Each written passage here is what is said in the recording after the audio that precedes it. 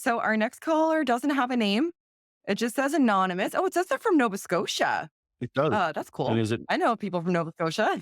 And can St. I Augustine's argument from truth is what this person would like to talk about. So, hello. Oh, is it Max? I'm so sorry. It said anonymous on uh, what I was reading. I apologize. it is Max. That's the pseudonym I gave, and it is anonymous, so it's both in a way. And if I Okay. knew there was another Nova Scotian, I probably would have started with Barrett's Privateers or something as an introduction. Oh, Um, that's right. Sociable. I got you. I got you, Max. uh, thank you. All right.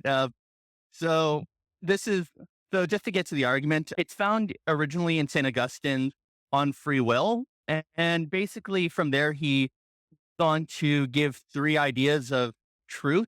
And then from there, he eliminates two. He goes on to prove that truth exists in a way that's beyond or transcendent to the mind. And then from there, he kind of deduced that truth is God himself. And that's generally his own process. But there's kind of a lot of philosophical coaching I need to do to kind of explain. Would you guys mind just giving me the mic for a bit? If Well, that's all right. I know you I'm guys not. are short on time.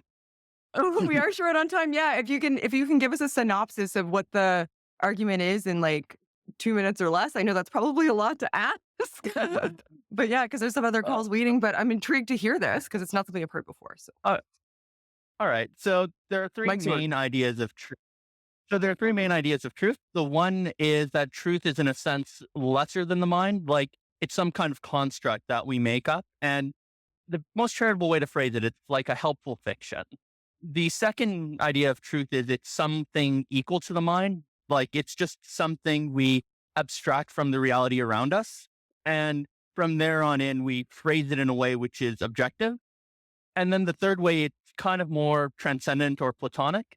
It's something that's beyond and above the material world. It's not something that just exists in material objects and we just have a objective way of phrasing it. It even goes beyond that. So Okay. Augustine eliminates the first one, like the lower idea that it's somehow a construct of some kind by detailing that, look, we kind of have moral obligations based around truth. We kind of commit ourselves to it. When people search out for the truth, they find a commitment. I believe even atheists have their stories where it's like, I can no longer really hold to a religion I no longer believe is true. I have greater commitment to that than even some of my own family, to my own personal cost. So that would be one of the reasons why he pushes that one to the side. Okay. As for why it can't really be an objective means in changing reality, it's because there are truths that are about transcendentals themselves, things that themselves don't change. Think of truths about logic or mathematics. And then finally, he goes to truth is somehow transcendent to the mind. And because truth cannot change, and because reality itself shapes its way around being true, that is, reality is it's intelligible, it's comprehensible, you can understand it to a large extent. And even when you can't, there's at least the presumption that it is. So it's, in a sense, unchanging. Everything, the world around us changes according to it. And from there on in, we kind of get an unmoved mover. And because, of course, he previously alludes to the fact that, oh, truth itself is, you know, there's some kind of objective moral goodness to it. That's how you get to the source that it is a good onto itself. It doesn't have any Okay. source or root in achieving anything else, but it's a good onto itself. How was that for 2 minutes? I'm Oh, sorry if it was a that little was wordy. good. Fantastic. So I have a few questions because you were conflating a few things that I conforms to reality as adjudicated Right. by predictive power. Okay. So All right. things that make predictions about reality are the better the prediction, more true it is. Is that incompatible with anything you just said? Yeah, actually, that kind of hinges more along the second line of theories of truth, the ones that try to ground it in a kind of objective reality. I heard from an earlier call you were a materialist of some kind, maybe tentatively or so, but I'm a methodological naturalist in my, yeah. all right. All right. So predictive ability would be more along the lines of justification, why you should believe in a premise rather than not believe in a premise. Well, and again, Rather than, yeah, like so something could be the true, definition of but truth, it right. But if it conforms to sorry? reality, if something is true, it conforms to reality. You would agree with that, right? Right. Okay. And then Right. I throw on the adjudication part because people are like, well, how do you know what's true? So I just throw it on as part of it. I'm with you. That's a method, not a definition of Right. truth itself. And then you also threw in there moral. So you threw in moral truths. I'm assuming that to you means, is that what I would call a moral fact? Oh, just to clarify what I mean, it's the belief that there's something which you ought to do. There are facts about what someone ought to do in terms of their behavior. Like you Right. ought to conform yourself and believe in true things. Like that's at least one thing you'd have to believe if you were Okay. to buy into the moral dimension of truth.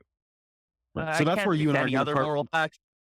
Okay. Right. Well, that's where you and I are actually going to part ways a bit, because Yeah. I don't think that the word ought by itself Mhm. has any kind of meaning. The word ought has to be tied to a goal. So if you want to win the race, you ought to run Right. fast. But Okay. you ought to run fast doesn't hold without without the goal. So I don't actually, I am unconvinced at this point. Maybe you could convince me.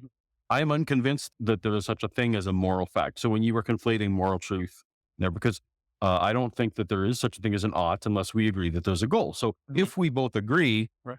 that well-being of humanity is a goal we should have, then we can talk about whether, if that's our goal, then we ought to do A, B, and C. But absent an agreement of a goal, I think the word ought is generally meaningless. Does that make sense? It makes sense to me, yes. Since you threw 2 points, can I address them separately? One in terms Yes, of please. your definition of truth. Okay. So in terms of the definition, you kind of gave what's called a correspondence theory of truth, which is that the truth is that which corresponds to some facet of reality. And no, I'm not saying, I'm paraphrasing a bit here, but I hope that's the general gist. So one thing you have to remember is this in order to avoid issues of circularity for any definition of truth. When you say the word reality, you have to give an understanding of what reality is and whether or not it's materialistic, maybe it's idealistic, whatever. But once you coach that in, what is reality? Someone asks, okay, but is that true? And you say, yes. But then if you say that's true, your definition of truth kind of hinges on what you define reality to be. There's another But you objection I'd understand. have to that, But okay, so can I just but jump I in there? want you to. Oh, of Yeah. course. So That's what I want. that's actually why. That's actually why I said as adjudicated by predictive power, because Okay. I don't even care what reality is. Like we could be in the matrix right now, but Right. as long as the thing that I believe, like for example, there's a door over there.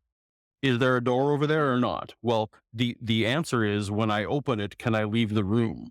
And if I stop being able to leave the room, then it's not there anymore. Like my prediction is if there's a door, I can leave the room. So as long as that continues to be true, I'm justified in saying there's a door there. So that's why predictive power to me is really important. So when you talk about all kinds of other truths, if they can't make predictions, and if we can't test those predictions against other predictions, then to me, this truth isn't that valuable. All right. Is that fair? So, okay, I understand your argument. So my response there would be, and it's not really about whether or not one cares what reality is. It's so we have a starting point for discussion. In terms of in terms of coming to a definition of truth, if it's based on a definition of reality, then then such a definition or even a justification has to be true.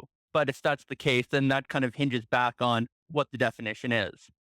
And No, I don't need to define. now I don't you need to can know. define reality. I don't need to define reality if my predictive power holds. Okay. Right? It doesn't matter if I'm the only mind, or if we all have. If I'm talking to other minds, and if we're in a simulation, or if there's actually material, and if there's supernatural, none of that matters if my adjudication is predictive power, because I don't even need to. I don't have to have a justification for what's underneath it, as long as that's my scorecard. Does that make sense? So you would be like reality It existing does. would be It like a does. properly basic belief. So probably basic beliefs are another thing in general that we could touch on if you want. But Yeah, and that wasn't just the game I to meant, but no worries.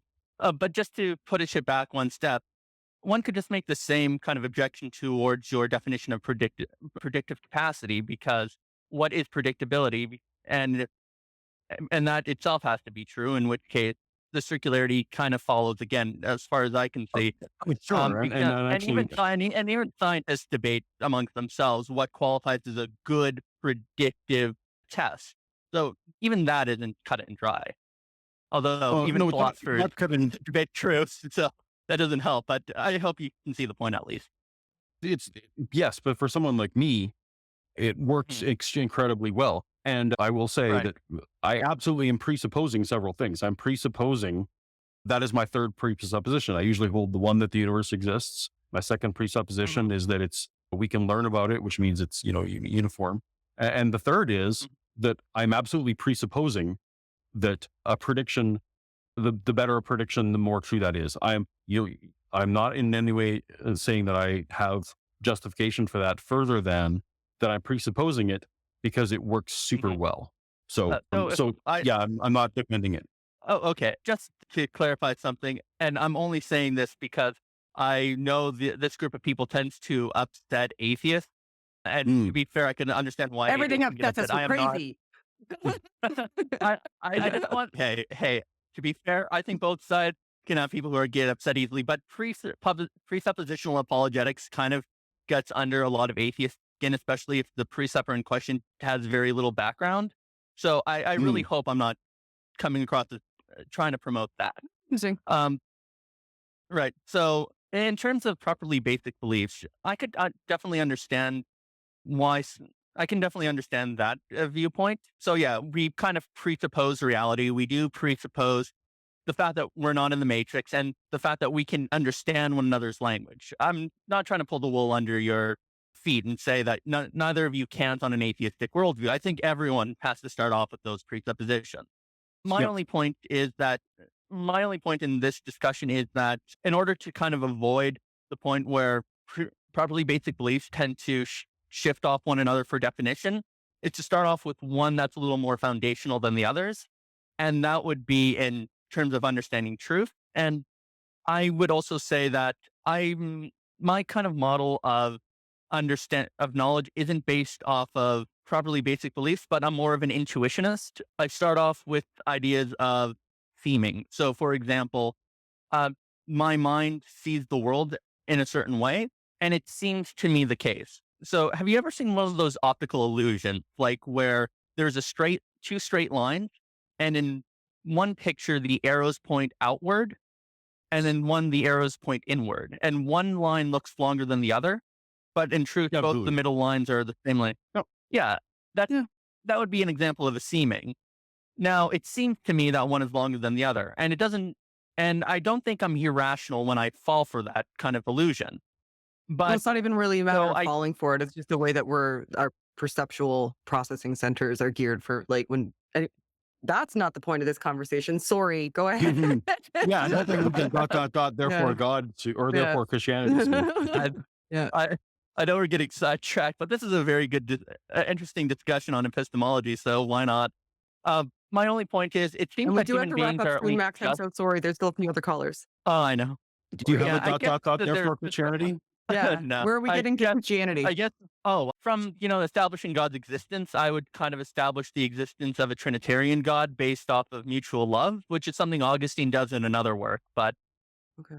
But if you have three other callers, then I wouldn't want to keep holding. And I quite enjoyed the call as was, even if we probably didn't get to all the points. If that's okay with you It's guys, hard to get into deep philosophical conversations in a I call that's know. like 10 minutes or less. And most of these conversations, to be fair, I mean, I'm not participating as much because I'm interested in hearing Paul do it. So, Mhm. but a lot of these conversations, like I've said this before, and I'll say it a million times. You could essentially get me to maybe a deistic perspective, but ultimately, like that, it Mhm. seems meaningless to me. It just seems like you're adding another layer on to say, okay, well, this is what I can utilize as a foundation because otherwise I don't have a good foundation and something might be circular. So I can utilize this to provide a foundation for this Mhm. argument. And then like Right. even if I do accept that, you still have a lot of work to do before you get me into like, and it's a personal God, and he sent down Jesus, and it's triune. Like there's still like I understand that the like laying down the foundation of saying, well, this is at least evidence that something might exist or something Right. might be necessary. But even that, I think, is almost Mm. just like an extra step of comfort. Like when we hit a wall, Mhm. sometimes we Right. say, well, this would explain that. Well, of course it would explain that because it would explain everything. Because essentially, what God is not at the end of these arguments is just a fix all that ultimately explains everything. And then at that point in time, it doesn't explain anything to me either because you can insert anything into that slot and just say it explains everything. And it does because you said it explains everything. So, right. And I can understand that kind of objection. The kind of Yeah. argument I usually make is a deductive one. I don't try to make one from explanatory power. Yeah. It's rather that, look, if we know that, if we all agree that truth exists and we really do a conceptual analysis of it, then yeah, that does lead us to a belief in God, specifically a triune one. And of all the major world religions, Christianity seems to come the closest to that. So that's kind of where I was trying to get Yeah. overall. And that's a bit much to ask in a 15-minute call, but I appreciate Yeah. all your patience. Yeah. I appreciate that so much. I You're enjoyed welcome the to share with discussion a lot. You and I are just unfortunately you didn't get me to accepting your definition of truth. So I mean if we pick it up again sometime, that's where we'll start. Yeah. Very well. Cool. I And quite cheers, enjoyed it. Thanks, bye. Max. Cheers, bye. Cheers. Have a good one. See you later, Max. Thanks, buddy. Bye. Love me some Nova Scotians. Max is great. That was an awesome conversation. I love Yeah. listening to the philosophical chat. It helps me learn a lot too.